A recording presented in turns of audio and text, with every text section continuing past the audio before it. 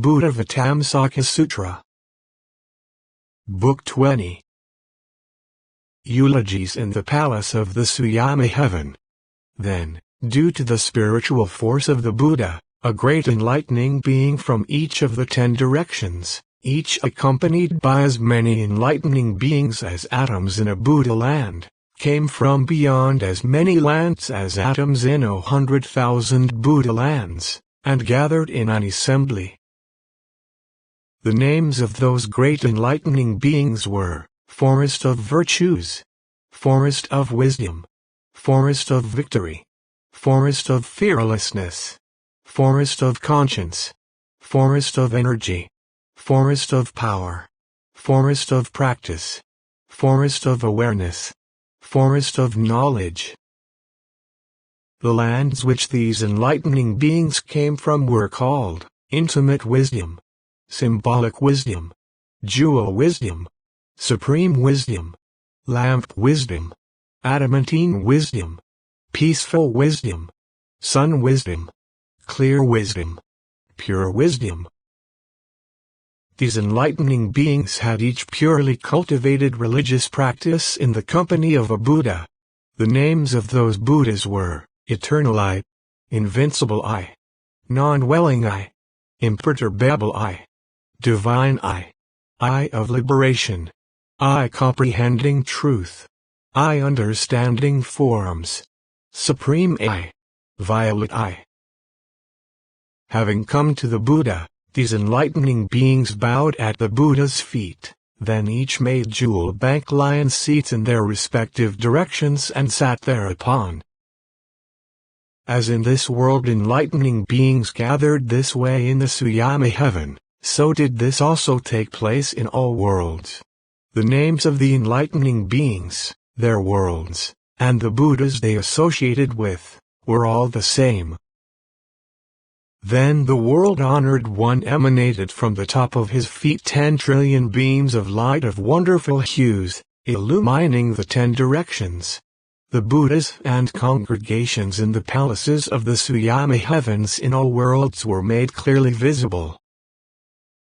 Then the enlightening being Forest of Virtues, imbued with power from the Buddha, looked over the 10 directions and said in verse, Buddha emanates great light illumining the 10 directions.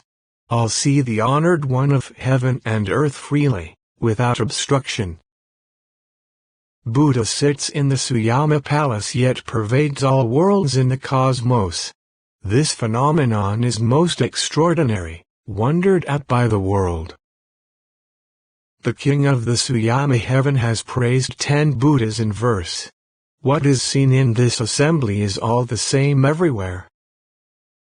Those groups of enlightening beings all have the same names as ours. In every place in the 10 directions they expound the unsurpassed teaching.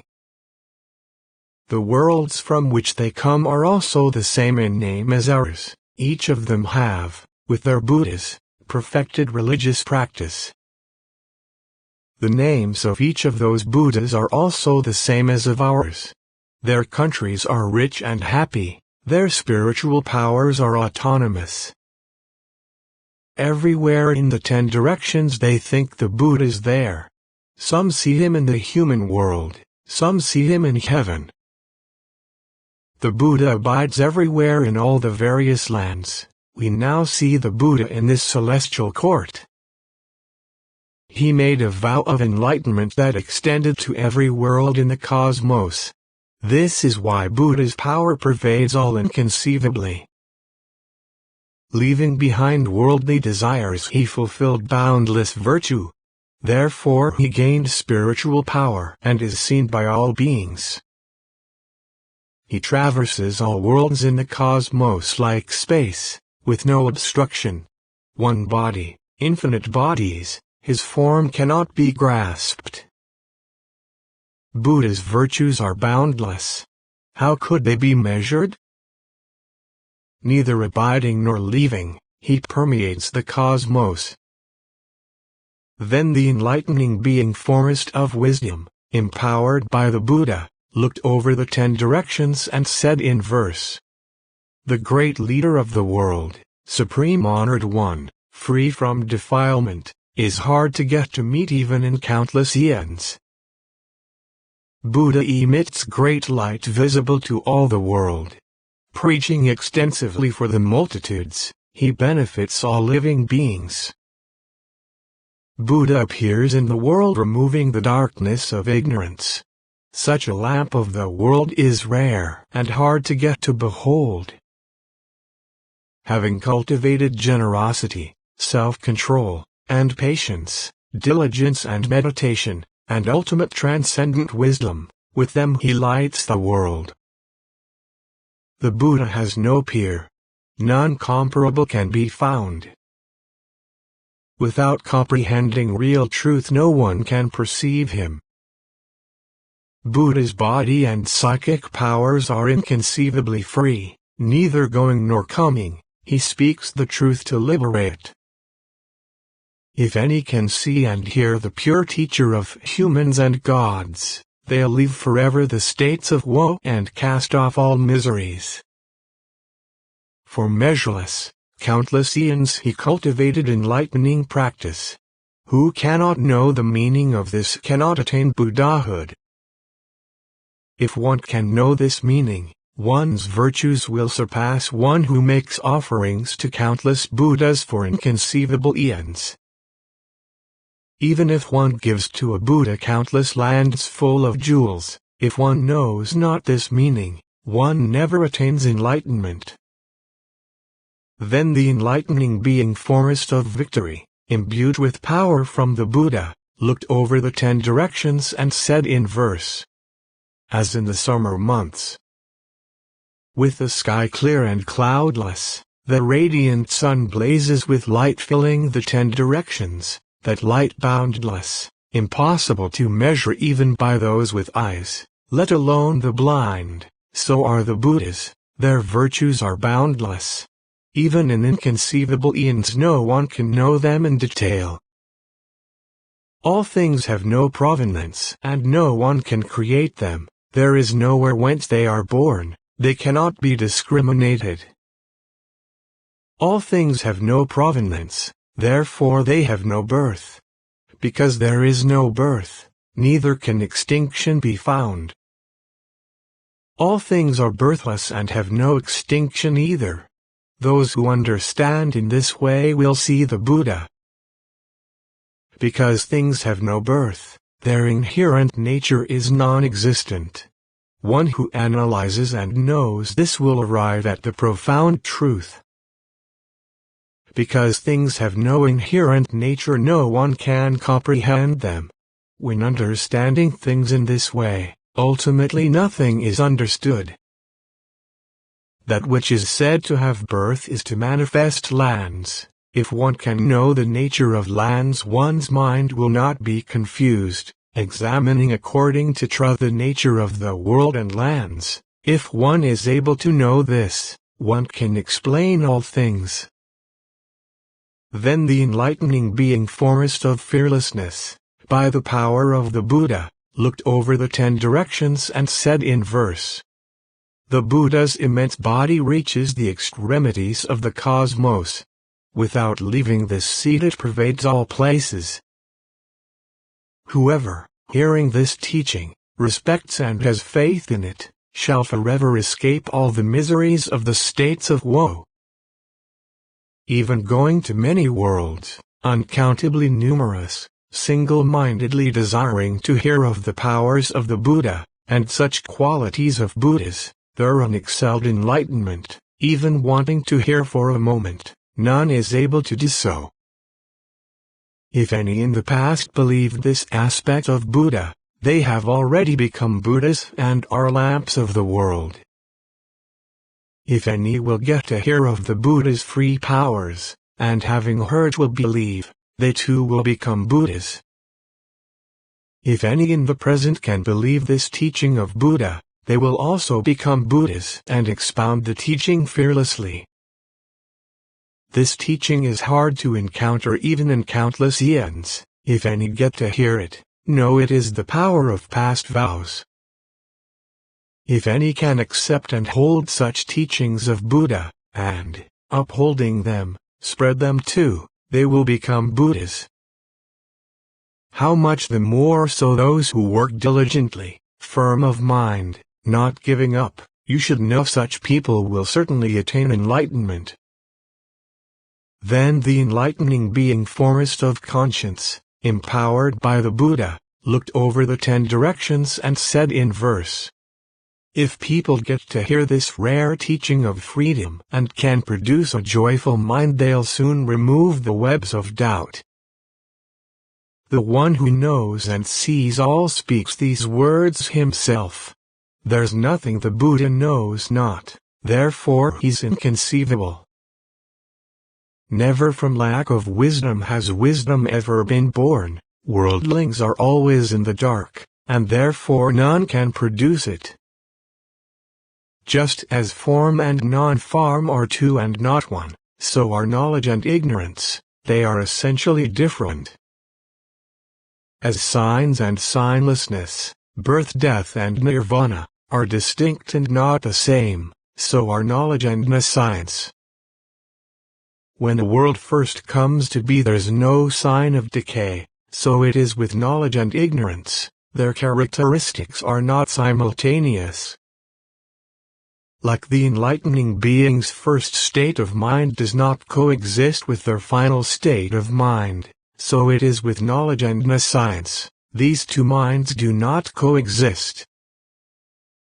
Just as bodies of consciousness are individual and don't combine, so also knowledge and ignorance ultimately have no communion. Just as a panacea can eliminate all toxins, so also can knowledge extinguish all ignorance. The enlightened is unexcelled and also has no peer. He has no compare at all and is therefore hard to meet. Then the enlightening being foremost of energy, empowered by the Buddha, looked over the 10 directions and said in verse, "All things have no differentiation. No one can know them, only among Buddhas are they known, because Buddha's knowledge is ultimate. Just as gold and gold color are in essence no different, so also phenomena and non-phenomena are in essence no different. Sentient beings and not sentient beings are both without reality. In this way the natures of all things in truth are non-existent. Just as the future has not the marks of the past, so also do all things not have any marks at all. Just as the signs of birth and death are all unreal, so also are all things void of intrinsic nature. Nirvana cannot be grasped, but when spoken of there are two kinds, so it is of all things, when discriminated, they are different. Just as based on something counted there exists a way of counting, their nature is non-existent, thus are phenomena perfectly known. It's like the method of counting, adding 1, up to infinity. The numbers have no substantial nature, they are distinguished due to intellect. Just as the worlds have an end when burned in the final holocaust yet space is not destroyed, so is the Buddha's knowledge. These sentient beings of the universe each grasp characteristics of space, so it is of the Buddhas. Worldlings conceive of them arbitrarily. Then the enlightening being foremost of power, by the Buddha's power, looked over the 10 directions and said in verse, "All realms of living beings are in the past, present, or future. The living beings of past, present, and future all dwell in the 5 clusters. The 5 clusters are based on actions, actions are based on mind, mental phenomena are like phantoms, and so indeed is the world. The world doesn't make itself, nor is it made by another, yet it has a formation and also has a disintegration.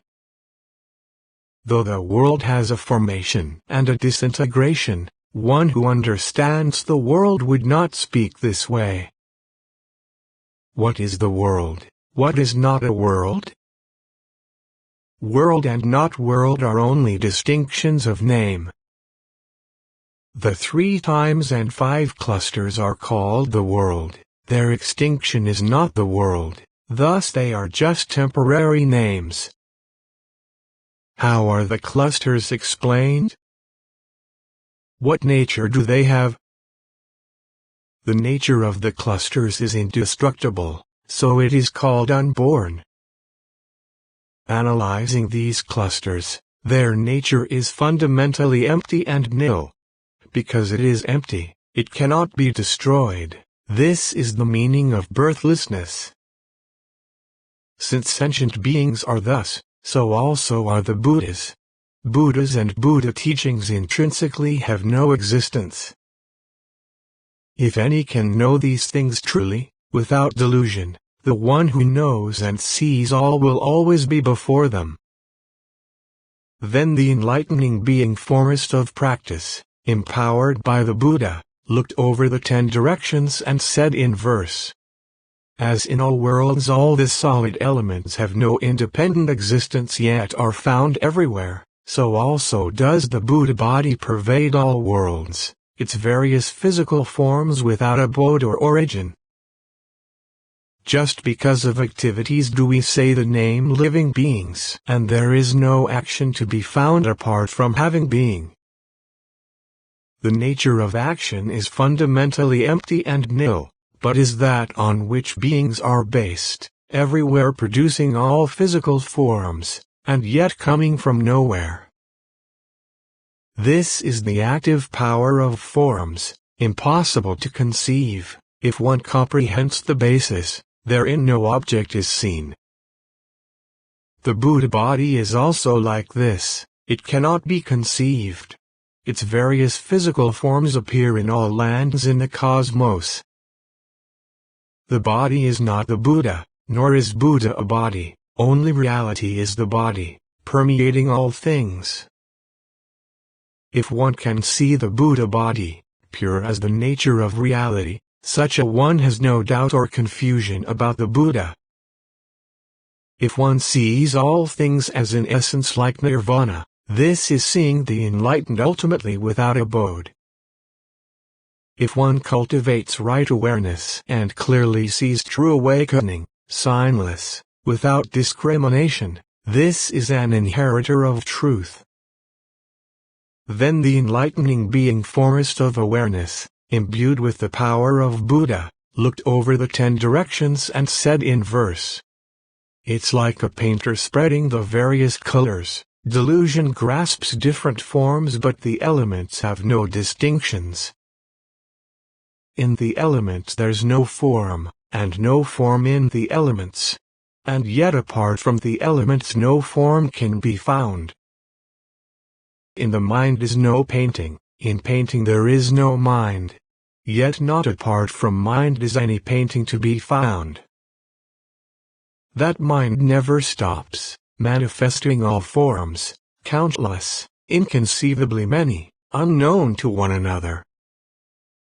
Just as a painter can't know his own mind yet paints due to the mind, so is the nature of all things.